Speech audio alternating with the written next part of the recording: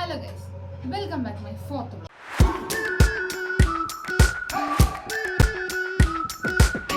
We've been waiting for so long. We've been waiting for this time to begin. We ain't getting any older.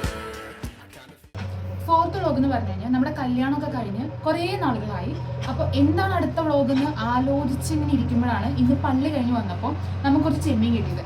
Chemmeen actually ഇവിടെ എല്ലാവർക്കും ഭയങ്കര ഇഷ്ടമാണ്, പക്ഷെ നമ്മൾ ചെമ്മീൻ നമ്മൾ കൂടുതൽ വെക്കാറില്ല. അപ്പോൾ ചെമ്മീൻ വെക്കാൻ ഇവിടെ ആർക്കും അറിയത്തുമില്ല. അപ്പോൾ അങ്ങനെ ഇരുന്നപ്പോൾ ഒരാൾ ഞാൻ ചെമ്മീൻ വെച്ചോളാം എന്ന് ഭയങ്കര ധൈര്യത്തോടു കൂടി പറഞ്ഞു വന്നു. സോ ഇന്ന് ആളുടെ വക ചെമ്മീൻ റോസ്റ്റാണ് നമ്മൾ വെക്കുന്നത്. ചെമ്മീൻ റോസ്റ്റ് അടിപൊളിയാവുകയാണെന്നുണ്ടെങ്കിൽ ആ റെസിപ്പി നമ്മൾ പറയുന്നതാണ്. അടിപൊളി അല്ല എന്നുണ്ടെങ്കിൽ ചിലപ്പോൾ ഈ വീഡിയോ നമ്മൾ ഇറക്കിയെന്ന് വരത്തില്ല. So welcome to my fourth vlog.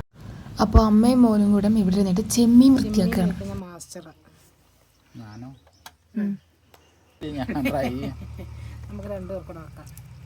എണ്ണ നന്നായിട്ട് ചൂടായിട്ട് കഴിയുമ്പോൾ അതിലോട്ട് കട്ട് ചെയ്ത് വെച്ചിട്ടുള്ള ഇഞ്ചി, വെളുത്തുള്ളി, സവോള, ചെറിയുള്ളി ഇട്ട് നന്നായിട്ട് വഴറ്റുക. ആവശ്യത്തിന് ഉപ്പിടുക.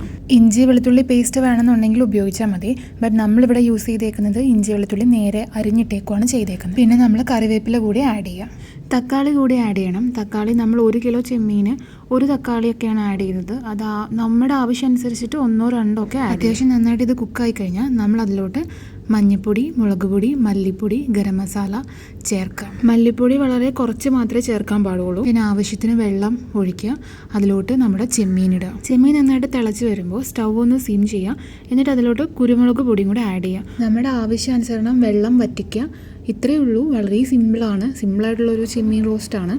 So guys, try it and എങ്ങനെയുണ്ടായിരുന്നു എന്ന് കമൻറ്റ് ചെയ്യുക. ദെൻ നമുക്ക് അടുത്തൊരു നല്ലൊരു കുക്കിംഗ് വീഡിയോ ആയിട്ട് കാണാം.